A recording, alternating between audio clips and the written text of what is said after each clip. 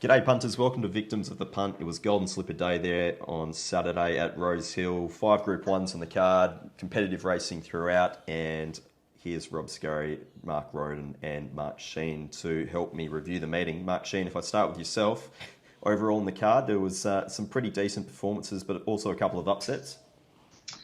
They were, yeah. We saw Very Elegant bite the dust. Of course, the meeting changed complexion a little bit there with heavy rain in the east at about 5:30 in the morning. I don't think they got it quite as badly at Rosehill, but they got rain and track was obviously downgraded. So we went from hoping for an upgrade to a slow to looking for those heavy trackers again. So a few horses have held their form, like Forbidden Love and Fireburn's a good wetty, and and the old master Shelby Sixtysix. Mark Rhoden, I think that probably has to be, I don't know, one of the most unusual, but also probably one of the best racing stories I can remember in my time following the sport. It's incredible, isn't it? So Group 1 now, we're talking about highway to Group 3 in a fortnight, or whatever it was last week. Now it's highway to Group 1 in 3 weeks. And not finished yet, talking TJs now, talking Everest. I was thinking about the Everest. I mean, I don't know about the Everest for him, but the Kosciuszko is eligible for the Kosciuszko in the same day. If it was wet, it'd be about $1.01 in that, wouldn't it? Well, you'd have to think so. And Rob, welcome. How'd you find the day on course? Oh, look, it's always a bit of a boisterous, rowdy day. So, when the slipper came around, I had to get an early position to look at the horses. But, it's a pretty good vibe on track. People having a good time. And, managed to find a couple winners, even if they were short. Yep, absolutely. The win on Marzu, I think what did you say, perfect? Was this perfect? Moral? Moral? Just moral. Yeah, moral. I just thought it improved, and I didn't know Bacchanali, who might be my horse to follow out of the meeting. I thought it was an enormous run, but it doesn't look like a wetty. It's a big kind of rangy thing. Yep. So I was looking for something. There was nothing there, and it just looked to improve. So I thought it was a moral. Maybe understated it even. I don't think I've seen a horse improve in the yard as much as him. He's gone from an absolute mad sweater on the toe, and as Rob would attest to on Saturday there, he was just quiet as a lamb, never sweated at all. He was just a totally different horse. A bit like Nature Strip, maybe. He was a bit like that. Okay. All right. Well, let's review these Group 1 races. So we'll start with the Ranvet, 2,000 metres. That was race 5. Slow tempo here, so 4.3 lengths slow to the 600 on punting forms figures. And look, Montefilia just sat more forward, Very Elegant, but never really looked like getting run over. Rob, Very Elegant's one of yours that you love watching parade. How did she look? Yeah, she looked great. Yep. Typical as she does. She had good condition on her, walked around like a lamb. I guess there's another one who used to be a bit of a mad parader. Very Elegant back in the day. She was no good. But I think my comment was Montefilia. She doesn't look out of place here, and I don't think I've seen Angel of Truth look quite so well. And a missionary emissary looked half run short to me. But it wasn't a race I was keen to really get involved with, and I'm half not surprised. It got rolled over. There's something about it, It just. I know it was $1.24, but it just seemed a bit stinky to me for some reason. I don't know why. Yeah, Mark Shean, how do you see the race in review? Yeah, well, she doesn't seem as consistent anymore, does she? Very Elegant. Look, a lot of people were talking down before she won the Melbourne Cup that she might be finished, and then she won the Melbourne Cup and she was playing first up, and she was able to bounce back and win the other day, even though she wasn't overly impressive. But still, you would have thought these conditions would suit her, getting up to 2,000. But I don't think she ever really looked a hope. At the top of the straight, Montefilia put a length on her and held her quite safely. Look, she's always got a rating spike second up Montefilia. I didn't identify that enough to want to bet in the race. But she is she was a lightly framed filly who's got stronger each preparation, and she might even be destined for better things again this time in. Yep. Mark Rhoden, do you have any thoughts? Clock says she's gone okay. A bloke on Twitter had some thoughts. Just because it was a big upset, I just logged on to Twitter to see what the general public was saying. The first comment I saw was boat race, which is not the way I saw it. I don't know if he knows what a boat race is. She tracked. She had Montefilia's back, was there to run past her at the turn, and just did not. I think they've gone pretty well. We can actually touch on this as we get to the Rosehill Guineas, but the clock says they might have gone okay here, actually.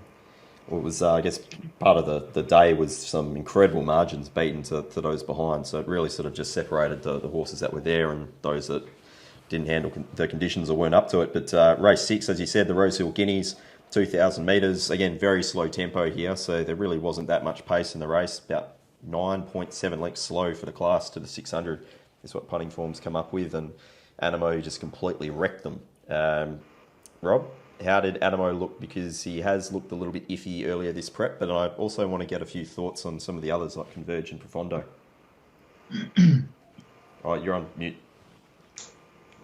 Sorry, mate. Anamoe looked sensational. Just walked around like a proper horse.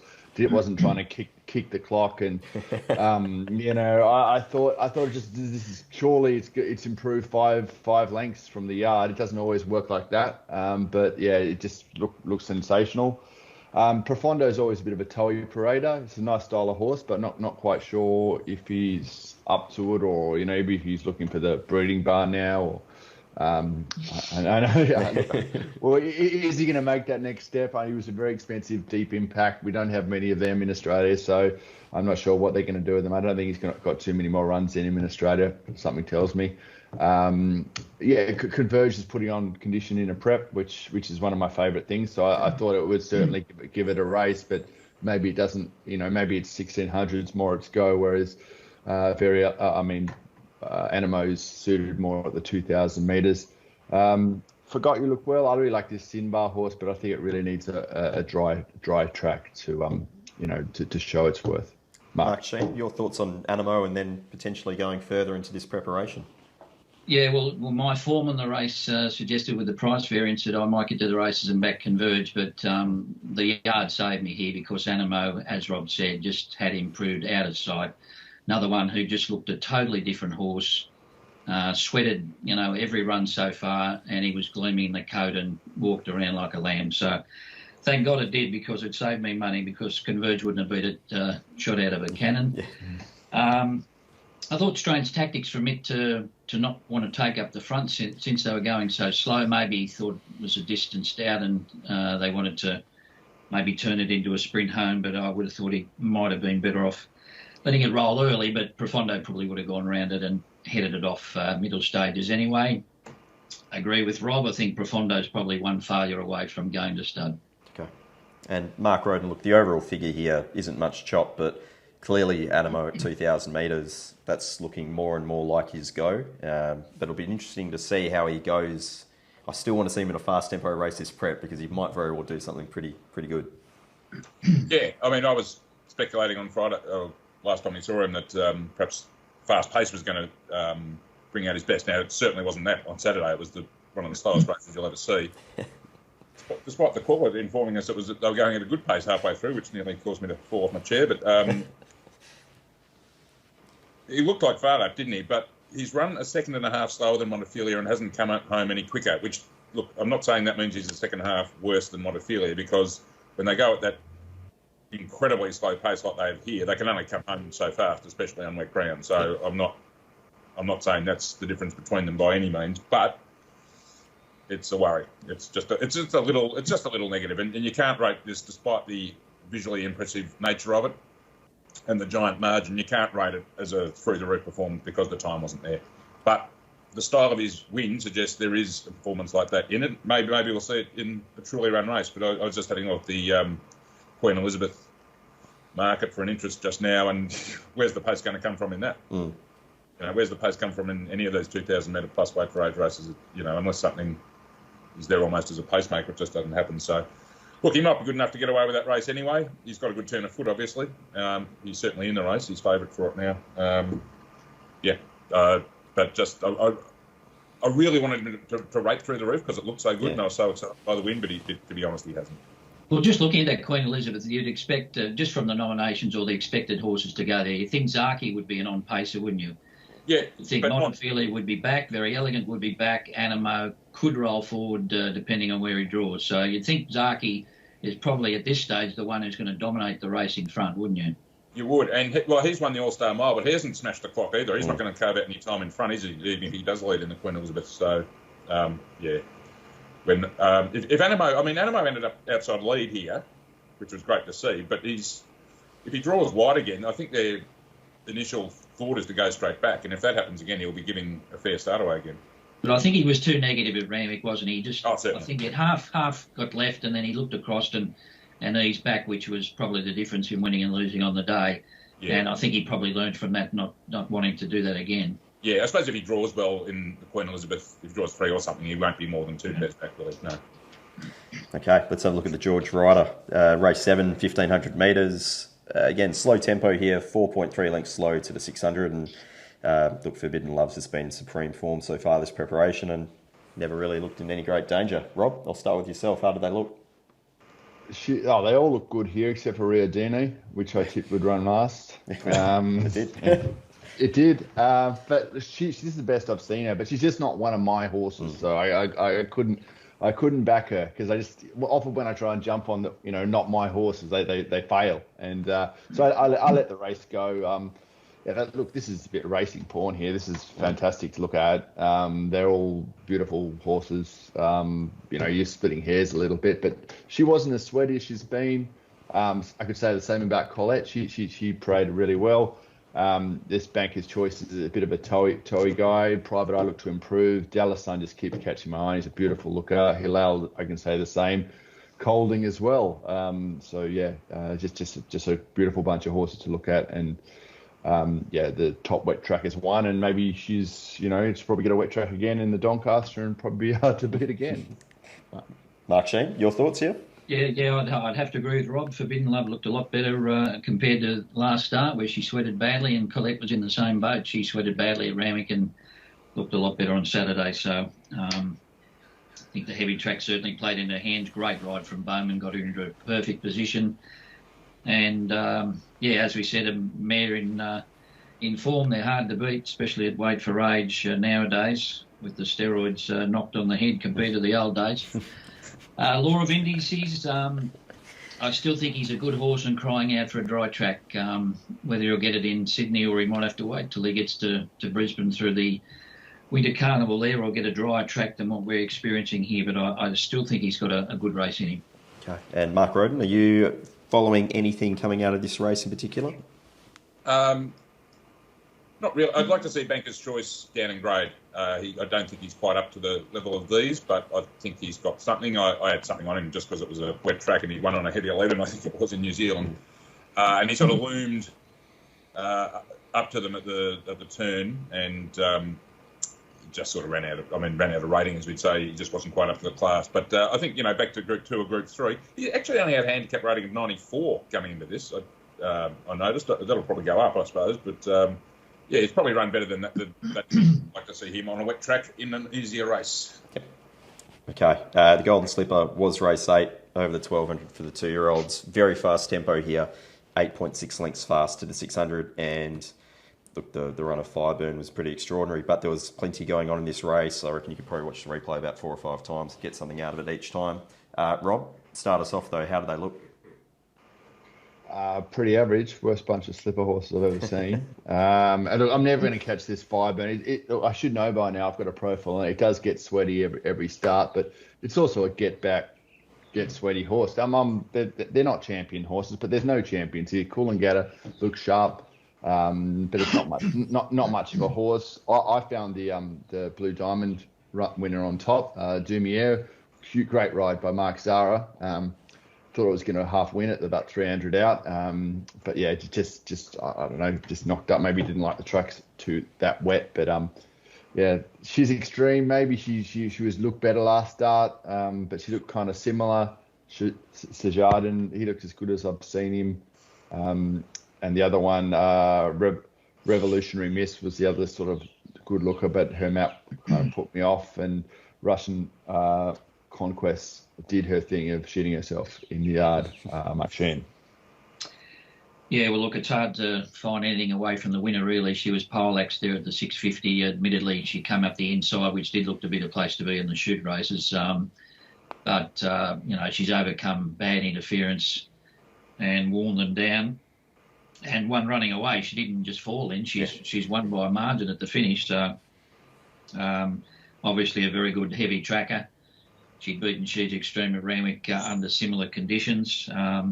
Best of all, did all the work in front. He's a tough little fella. Coolangatta, I thought, looked very light, so I don't know if they press onto the Percy Sykes with her or not, but there's not much of her. Hope they don't, because I've backed another one in it. And she's extreme. Didn't have a great deal of luck there. I think Fireburn was going better than her at the time. Sprinted better than her, but she definitely should have finished closer. Might have even run, fourth or so. But she didn't get the best of luck. She got the backwash of that interference that Fireburn got checked as well. So she was in the wars throughout the race. I think he can be forgiving a lot of horses that were wide here. Because, as I said, I don't think the shoot was conducive to horses sitting 3 and 4 deep on the day. Mark Rhoden, it's a bit of a tricky one, isn't it? Because the overall figure for Fireburn's in the top 15 on the overall card, so you have to respect it. But, I mean, what do you do with the overall figure going forward? You just have to wait and see as they come back in the spring? Yes. Which is always poor. Well, she's probably won her last race. Let's be honest. Who was the last one to win again? Flipper winner. It's been a while. Probably Portelli's She Will Reign. That was a restricted sales race, which after he won that, I said would never win again. And Stratum was pretty good, but I don't know if he ever won again though. But he was competitive at weight for age. Well, we can be sure that she's a very good tracker. I found her after the race because I was on Cheese Extreme, as a few others were, and of course Fireburn had beaten her at Randwick on a heavy track. Cheese Extreme had come through that race and taken improvement, but I obviously didn't allow enough improvement for Fireburn. I didn't think it was a no-hoper, but I clearly didn't give it enough. Very easy to find after the race. On wet ground, look, she's obviously a superior wet tracker. Don't like her racing style much, but this is the best 2-year-old performance of the season so far. Not a vintage year, obviously, but this is the standout. And she's done it after being nearly knocked over at the 600-metre mark. That incident cost Cheese Extreme as well, and a few others. And just to hark back to Mark's point, I think on the day, 6 of the 10 winners drew barrier 1 or 2. So that just shows you how big of a plus it was. Monegal sort of sat a bit wider in run, but really lanes 1 and 2 were the place to be for most of the day. Yep. Okay, we'll round it out with the victory of Shelby Sixtysix in the Galaxy. Race 9, 1,100 metres, slow tempo, 2.6 lengths slow to the 600. And look, Shelby again, sort of coming up along that sort of more inside lanes and managed to run over Big Parade in the Congo, who were thereabouts on speed. Rob, how did they parade? Shelby Sixtysix definitely holding condition and looked well, but Pulele was the standout for me because this is a horse that can get hot, and like a lot of Godolphin runners, paraded really, really well. And look, I knew it was going to go back, but I just can't stand it when jockeys, when they're 3 wide and they just want to nip inside one horse, just on the corner. She's instead of running the widest, she's just gone back inside and just run up bums the whole way. And I think it was the run of the race. We've discussed that you didn't want to be 3 wide. I thought its run was, it ran very well. I'm a bit sus on a few of these. This is definitely sort of the second tier sprint race. Obviously, it's not a weight for age race, but when you got horses like Rule of Law and Brooklyn Hustle, they're all sort of within a length and a half of each other. I'm not convinced in the Congo's gonna do much. Be interested in Mark Shean's thoughts though, but I thought Pulele was atrociously ridden, and I shot off a tweet about send, and while I was doing that, you backed that thing at bloody Perth at 20s, and I didn't get on just to compound it. And I was like, anyway, just trying to kind of diplomatically put how shit Rachel King is, and then cost myself a lot of money. Anyway, just forget about social media. Yeah. All right, Mark, Shean, what do you think? I had a venting tweet through the day after No Compromise as well. Well, this is almost Bindi Cheers territory, isn't it? What's that, six starts in 7 weeks, Shelby Sixtysix. I've never seen anything like it. Honestly, I've been going the races for a long time, and for a horse to do what I know it's heavy track form, but fair dinkum, it's come from absolutely nowhere. And we've given Robbie Dolan a few kicks in the guts and one pat on the back, but for him to bounce back after getting the sack from Profondo, rode this particularly well. Big Parade looked the winner in the run, but just worn down late. Look, I think in the Congo's on target for the Arrowfield. He Look, he's got a little bit of 1100 metre form, but I definitely think he'd be better at 12 or even 14. So I would be forgiving of a good run from him. And I thought the 3-year-olds had right up to their whacker weight here with 56. So, I think he'd be on target for the Arrowfield if he went there. Okay. Mark Rhoden, your thoughts here? What more is there to say about Shelby 66? The highway form I generally wouldn't back at Gosford on a Thursday, benchmark 64 or something, but here we are, winning Galaxy. So I've seen everything now, but good on him. Good on Danny Williams. He's had a bit of bad luck over the last few years, so great to see him get this, and he's doing a great job with it. And also good on Robbie Dolan, who I've slagged off before, I must admit, but at the weight he can ride, he'll get his opportunities in races like this, and if he can pull out rides like that, he might win one or two more as well. So good on him. Not much more to say about it. I noticed Brooklyn Hustle running on again, but that's her, isn't it? Let's just get back and run on for fifth. That's about her. Sorry, go on. Mark, how can this Cavalier... I after we lost at Swan Hill yesterday, I saw this Cavalier Charles went round at Scone at like $11, which beat Shelby 66. How is it $11